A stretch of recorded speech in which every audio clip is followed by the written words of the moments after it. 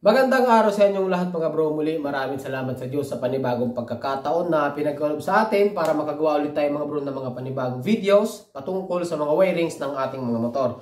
So ngayon araw mga bro, bibigyan ko ng kasagutan yung mga nagtatanong patungkol dito sa ating tinatawag na tie switch.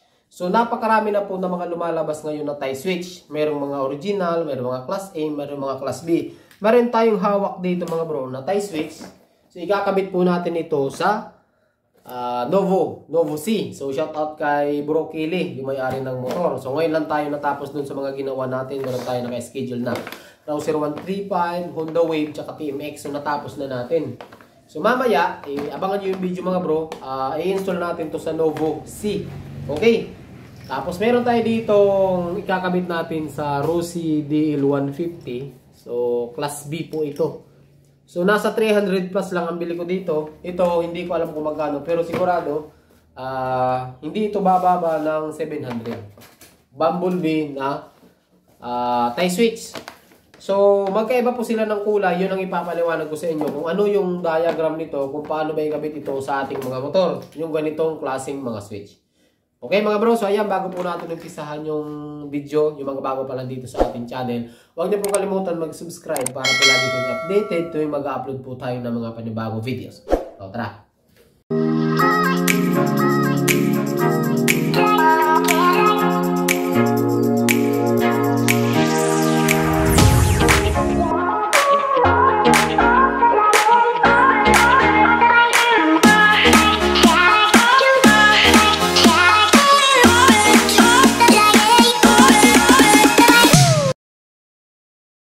Okay mga bro, so ayan, so mga bro, ito yung tinatawag na Bumblebee. Ayan, so racing Bumblebee since 2016. Okay, ito yung tinatawag na tie switch. So ito naman yung sinasabi ko sa inyong class A. Siya nga pala yung mga naghahanap nito mga bro, available po yan sa ating TikTok shop. So napakarami natin tie switch doon. Tie switch doon, ano? Meron tayong mga class A, mga class B. Kagaya nito, 350 lang po ito sa TikTok natin. Quality naman mga bro ang wire niyan. So meron lang tayong problema dito kasi merong kulang na isang wire po dito kumpara nyo dito. Ayan. So magkaiba sila ng color coding kahit tie switch sila parehas. So meron silang pagkakaiba. Okay, merong mga kulay na dito, nawala dito, meron dito, nawala dito. So ito mga bro, hindi na ako gagawa ng diagram or ng listahan. So pakinggan nyo na lang yung ituturo ko sa inyo. Tapos kuha kayo ng ballpen tsaka papel. So isulat nyo yung mga sasabihin ko kasi hindi ko na po ulitin para mas maikli lang yung video natin. So, umpisahan natin dito mga bro. Okay? So, magkakaroon tayo ng comparison dito. Umpisahan natin dito sa mga class A na tie switch. So, meron tayo ditong dalawang, ayan, ilan ba dito? 1, 2, 3, 4, 5, 6, 7, 8, 9, 10 wire. Okay, meron tayo ditong 10 wire dito sa may ating left handle switch. Yung left handle switch, and yung ating mga signal light, busina, signal, ay hindi, nasa right pala tayo. Ito yung starter, ito yung ating headlight, at tapos meron tayong dalawang switch dito na bakante, or naka-spare po yan. Spare na ilaw. Ayan. Depende kung saan nyo gagamitin, kung kill switch ba, or kung sa mini driving light, pwede po yan, nasa sa inyo yan. Okay, ulitin ko, sabi ko sa inyo, meron tayo dito ng 10 wire mga bro. Ito mga bro, kung mapapansin nyo, wala po ditong main.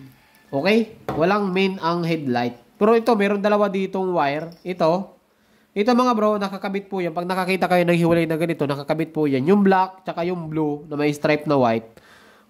Black, blue na may stripe na white. So nakatap po yan dito sa starter natin. Ayan. Ito yung starter natin. Kung tingnan natin sa kabila. Okay, tingnan natin dito sa kabila kung pareha sila ng kulay. Ano?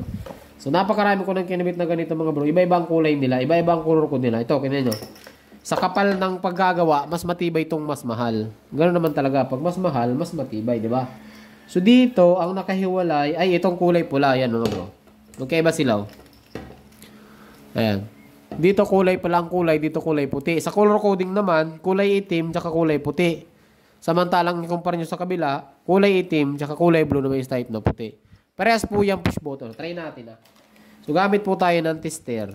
Yan, mga bro, sasaglitin ko lang ito ituturo sa inyo kasi marami nagtatanong sa atin ito. Wala tayong tester. Ikabit natin yan sa negative. Ay, sa buzzer. Ikabit po yun natin sa buzzer. Yan. Okay, kabit yan natin sa buzzer. Yan. So, subukan muna natin to, yung puti, doon sa original na tie switch natin. Ayan. Ayan o. Tuwing pipindutin ko to, ayan, naririnig niyo yung buzzer natin sa tester, gumagana. Okay, gumagana po. Ibig sabihin, ito yung wirings niya. Ayan. Okay, so sunod natin tong kabila. Pero natin tong kabila mga bro. Ayan, yung itim tsaka yung blue naman. So magkaiba sila ng color coding ano mga bro. Huwag kayong magbabase sa kulay. Ayan o. Tumutunog din siya. Ayan. So magkaiba sila ng color coding. Yun ang ibig kong sabihin. Hindi lahat ng tie switch na nakikita nyo ay pare-parehas. Ganon din sa mga yung mga China natin. Meron sa may pang Supremo, may pang Rusi. Magkakaparehas din ng color coding. Pero hindi po kayo malilito. Meron tayong tutorial kung paano gumamit ng tester ng test light. So, napakadali lang. Okay? So, ayan. So, napakita ko na sa inyo na mayroong pagkakaiba yung mga tie switch natin. So, ituturo ko sa inyo mga bro yung lahat ng wire ng dalawang tie switch.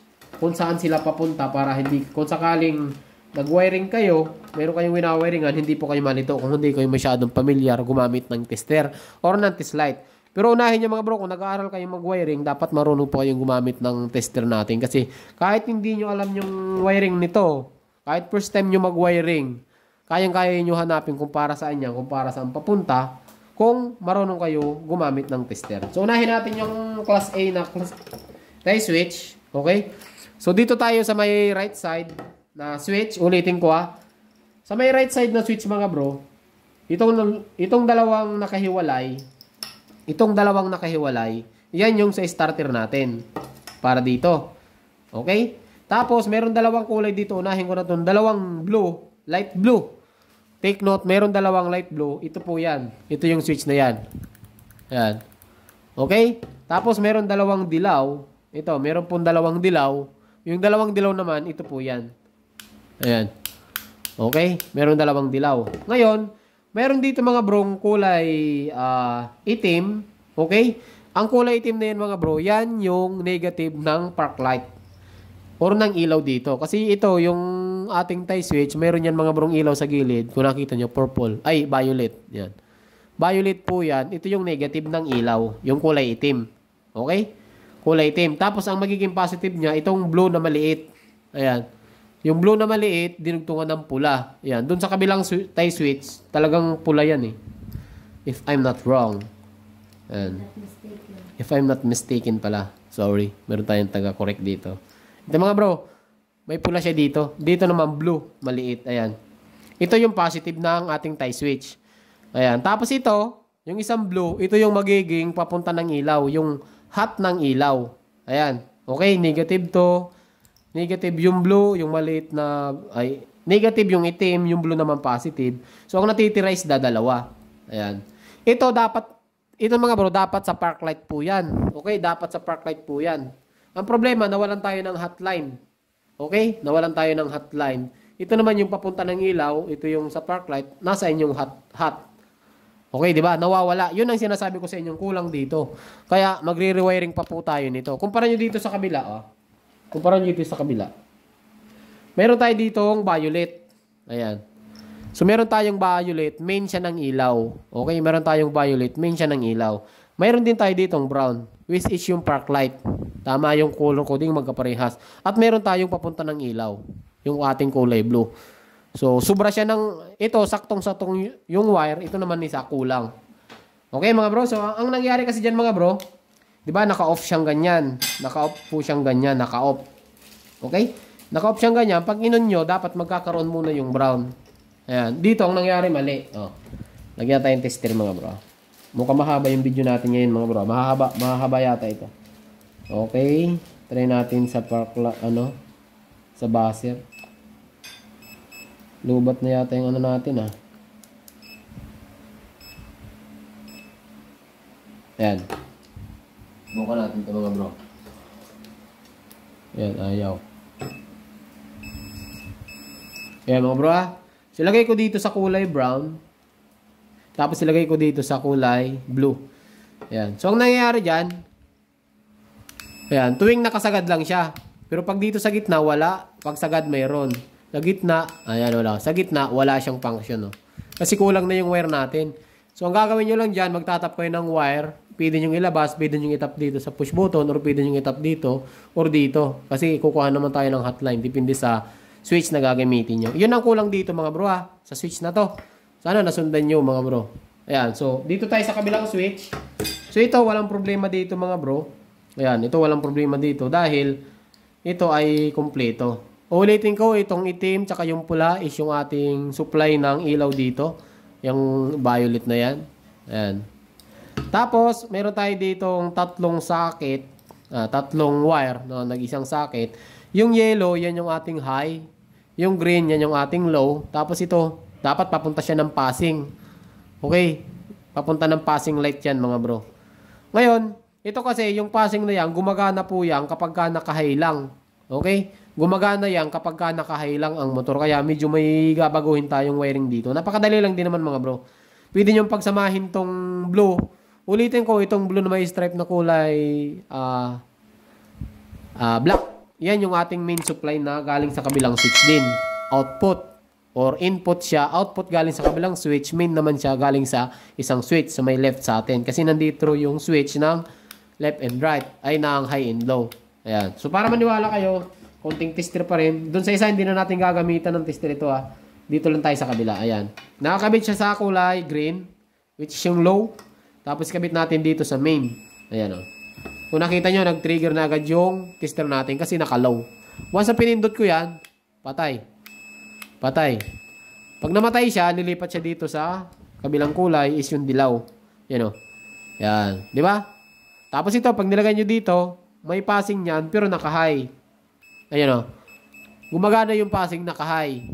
Pero pag nilow ko yan, walang passing. Pero pag hinay ko, may passing. Pag nilow ko, may passing. Ay nilow, walang passing. Pag naka-high, may passing. Baliktad. Okay? So, maliwanag tayo dito sa tatlong kulay ha. Yung dilaw, high, yung green, low. Tapos yung purple, ay yung dark green is yung ating high. Tapos na tayo dito. So, meron na lang tayo natitira ditong 5 wire. Unahin na natin tong blue. At saka yung light blue, mga bro. At saka yung itim. Ayan. Try natin kung para saan to. Siguro sa busina to. Ayan o, sa busina nga. Ito yung para sa horn natin, yung busina. Ayan. Okay? Tapos yung itong tatlong natitira, ito naman yung ating papunta ng signal light. So, ang main nito, manggagaling ng flasher, is yung ating brown na may stripe. Ayan. Tapos ito yung, ano ba to? Yung right. Tapos ito yung left. Kabila. Ayan o. Yung left, yung brown solid. Tapos yung kabila is yung light green. Ayan. Okay? So, tapos na tayo dito mga bro sa class A. Ano?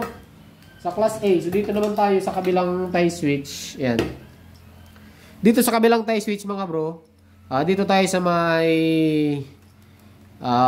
right ulit. Sa may right switch natin. So, kulay puti naman yung ilaw niya.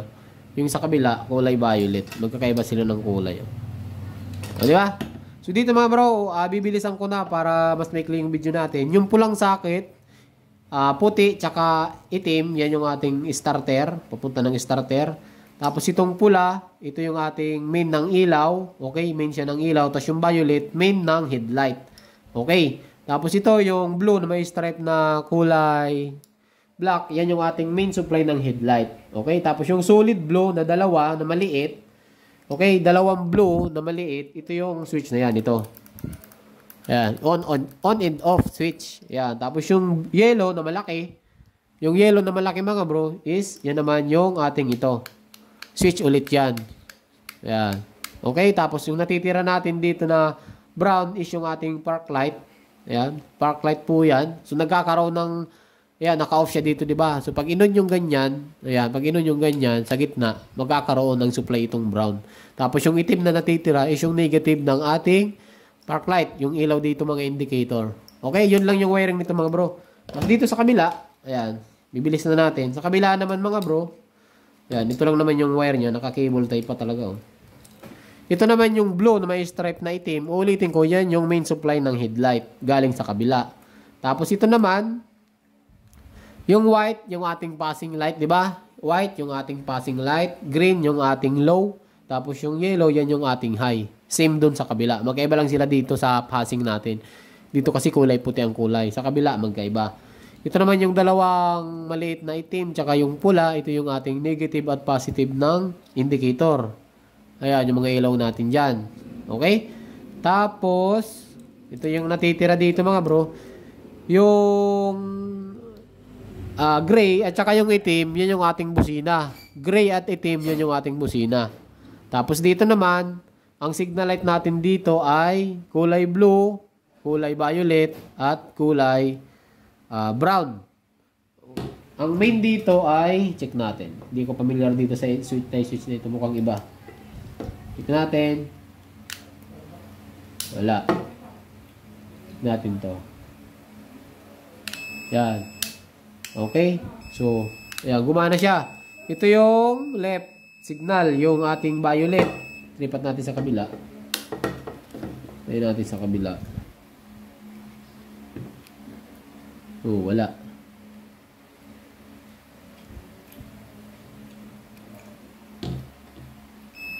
Yun, mayroon. Yan. Yun. Ito yung right. Yung violet, tsaka yung gray. Sa kabila, tayo natin. Yan. Ito naman yung left. Yung ating isang brown. Yan. Okay mga bro ha? Main yung violet, tapos left and right yung brown at saka yung gray. Tapos yung blue at saka yung itim, yan yung ating horn. Okay? So ganun lang mga bro yung wiring color coding ng ating mga tie switch. Available po yan sa ating TikTok shop. Kung gusto nyo po mag-order, available po yan. So sa ngayon mga bro, hanggang dito lang yung video natin. Sana meron kayong natutunan. Kung meron pa kayong gustong itanong mga bro at hindi nyo naintindihan, huwag nyo pong kalimutan i-comment para masagot natin. So hanggang dito lang, magandang araw sa inyong lahat at ride safe lagi mga bro. At ingat sa pag-wirings.